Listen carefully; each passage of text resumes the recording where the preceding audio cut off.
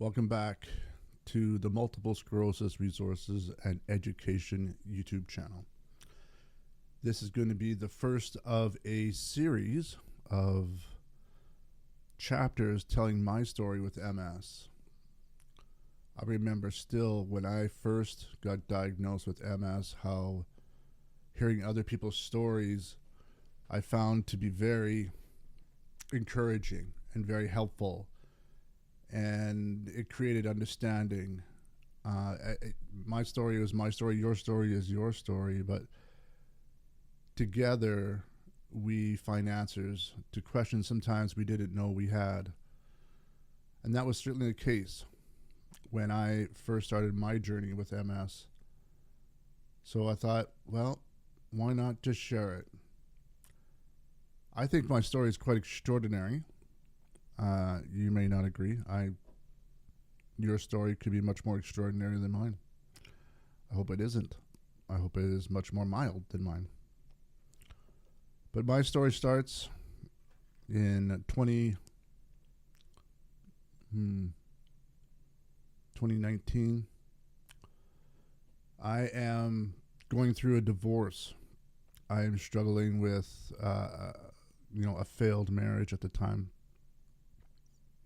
I would find out that my marriage is going to fall apart.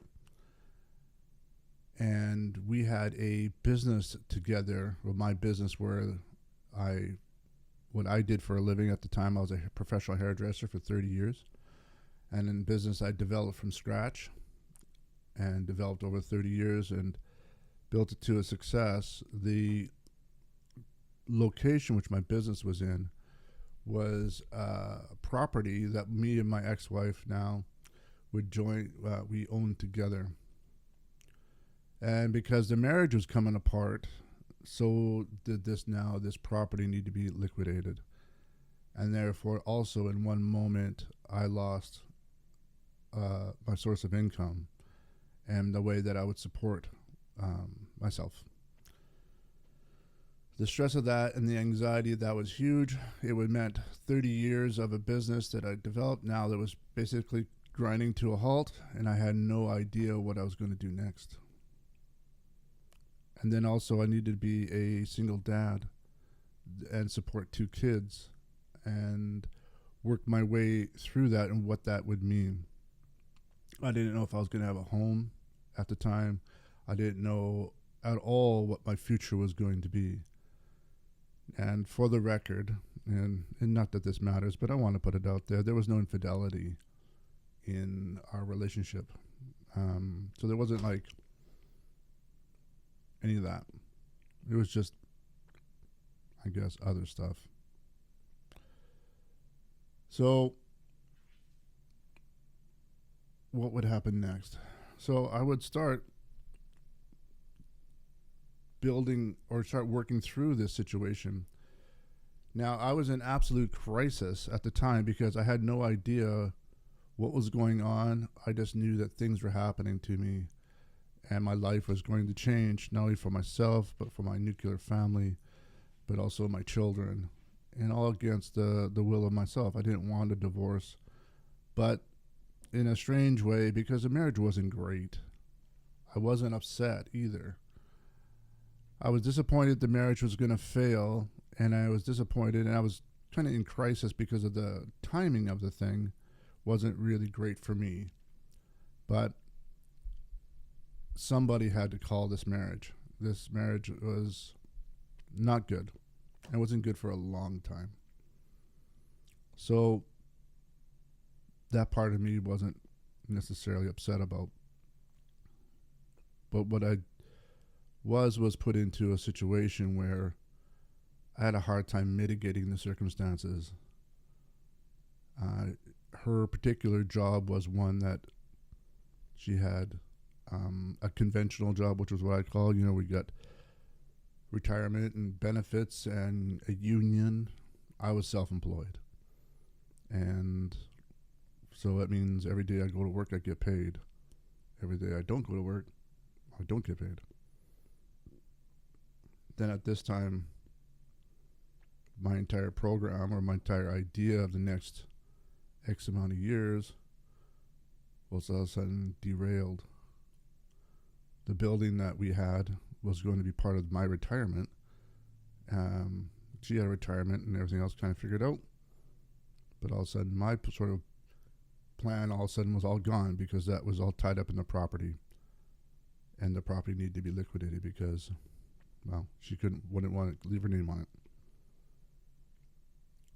And I didn't know what to do. So at this time, I'm trying to figure out what to do next and what to do, and I had no ideas. I couldn't go get another business of 30 years and develop it again in the time frame that was required. And obviously at this point too is, anyway, I just didn't have any answers. So what I would do is take on a second job and relocate what I did do into another place, but it was a very smaller version of it, and it wasn't making much money. So I had to take on a second job and just deal with it. The stress of this thing was enormous. Now there's lawyers. Now there's divorce actions and everything else. There's getting letters from her lawyer on the Friday where I get my kids, and I get this big billfold of legal documents just as the day the kids get to my house, and I get served on the Friday so that I can have the stress of that all weekend. And little moves like that made it very difficult, in addition to all the challenge of trying to figure all this out. The stress was enormous. I really felt for my children, and 'cause they didn't deserve this. And I don't know if anybody did. But anyway, I would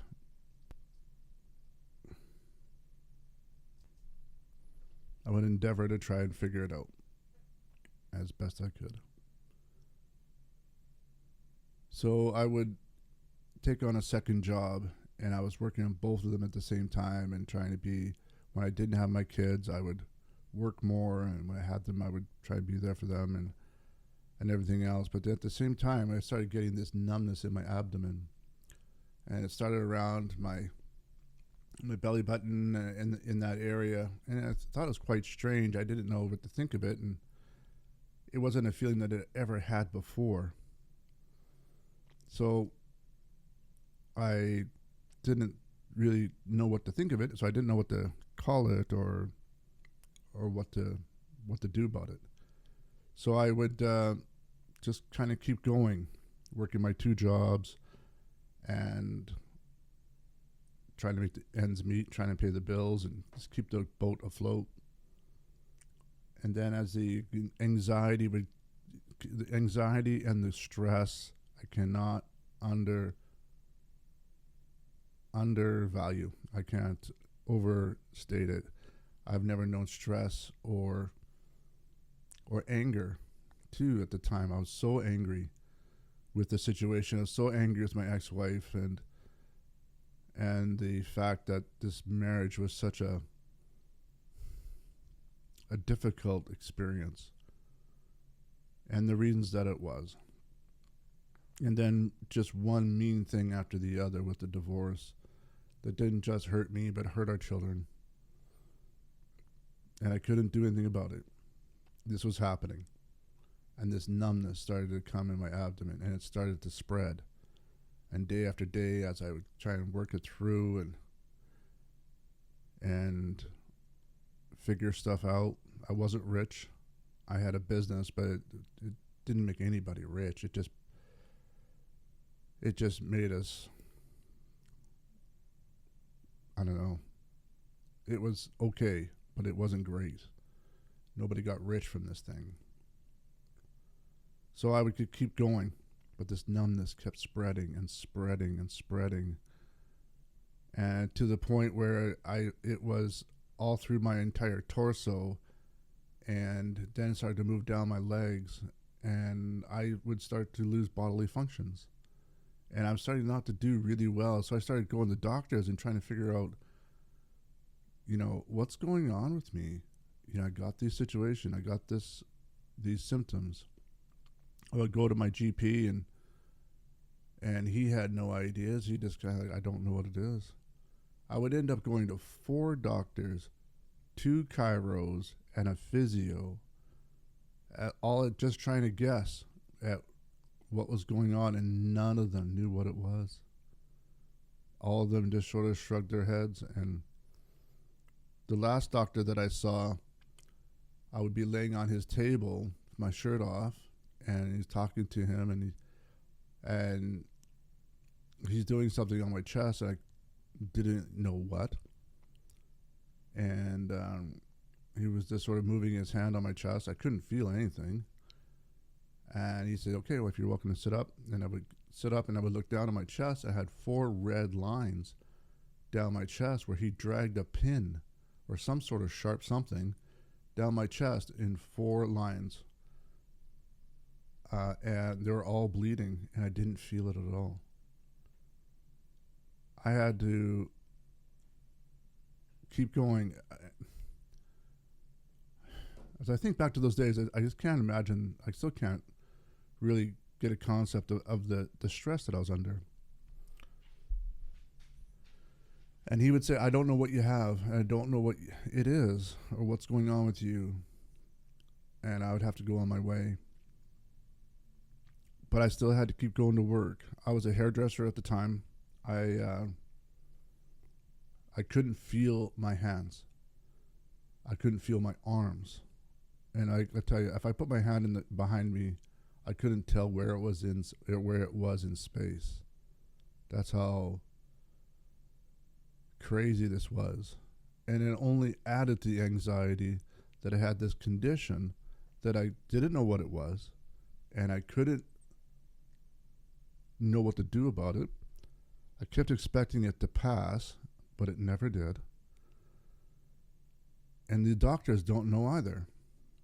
So I come up against wall after wall after wall of what to do next or what to do, and nobody had any answers.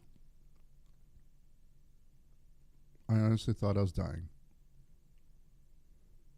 I don't know what I was doing. I would finally find myself in an emergency in the city I live in. I would go in at 8 in the morning. As anybody with MS knows, that when you have MS, you don't look sick. I could still walk.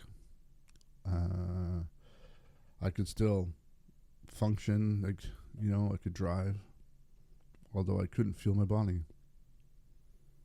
I would go into emergency at 8 o'clock in the morning, and I'd be there all day waiting to see a doctor. And late that night, I would finally meet a doctor or some guy in scrubs. He was a doctor something. And he looked tired. That's all I could say.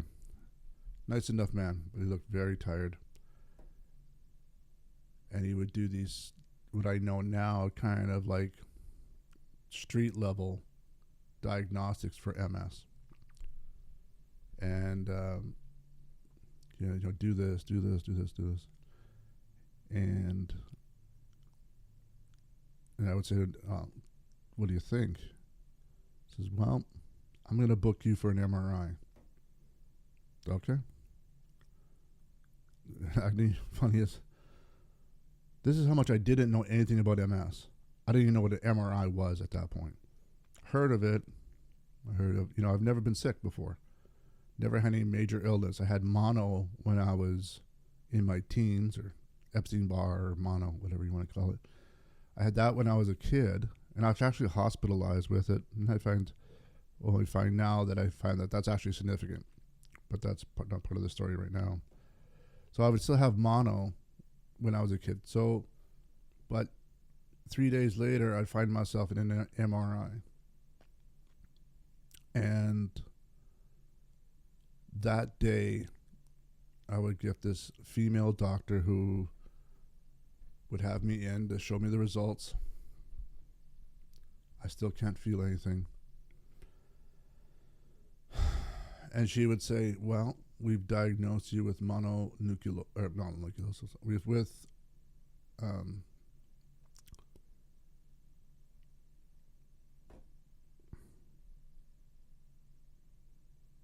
multiple sclerosis. Jeepers. With multiple sclerosis. And unfortunately, there's no cure. And I heard of multiple sclerosis before, but I didn't know anything about it. I didn't know thing one about it. And interestingly is that even if I try and spell it to this day, I still have to look it up. It's a weird word.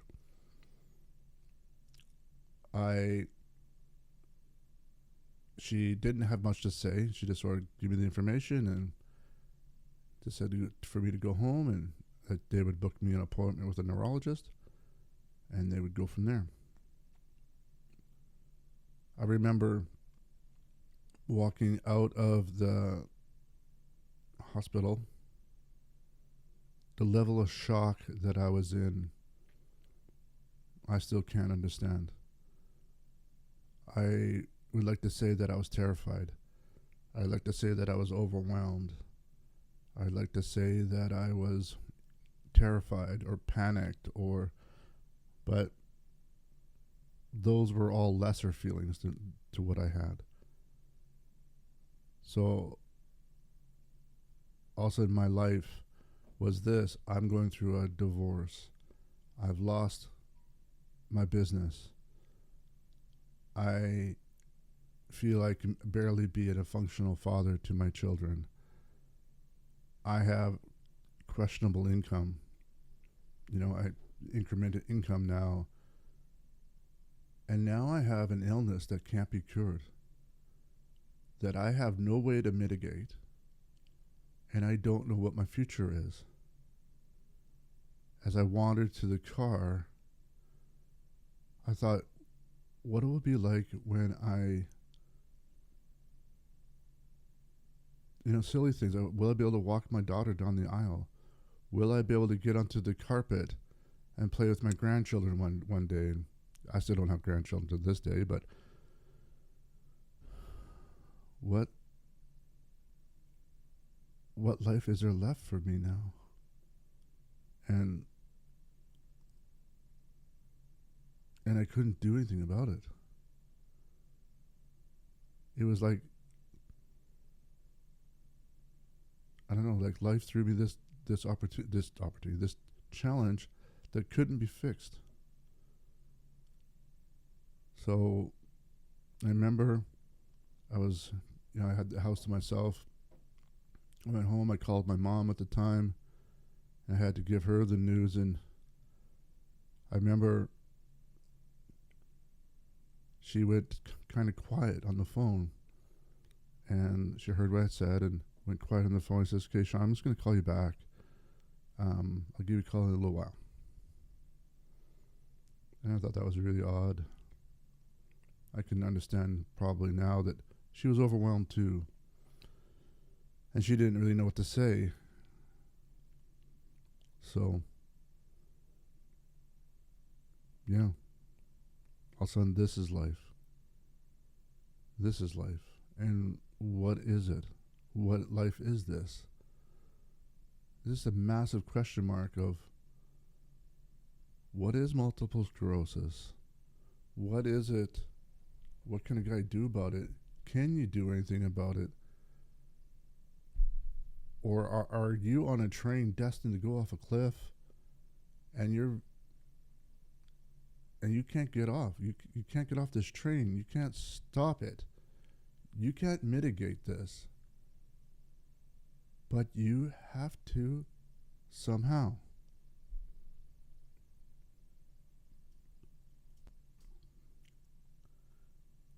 Just to let you know, too, these aren't going to be all that formatted. They're going to be very casual and very unscripted. It's just me telling my story to you and hoping that something in my story helps you. And my story gets better, but it gets worse, a lot worse first. So stay tuned if you want to enjoy if you want to find out the ending of the story. This whole series is going to be very unscripted, very just shoot from the hip, just me talking to you as if you're on the other side of my coffee table, me talking to you as if you're just another friend, as I do a lot for a lot of people now. I tell my story to lots of people all the time. The story starts there, and it gets a lot worse before it gets better. So stay tuned. This is the first part of it. As we go on to the next part, the next chapter of this is when I would see my neurologist. If you're getting any value from this, you know, the greatest compliment or gift you could give me is a like and a subscribe, and it helps the channel, but then it helps somebody else who's looking for this too. Okay, love ya. See you in the next one.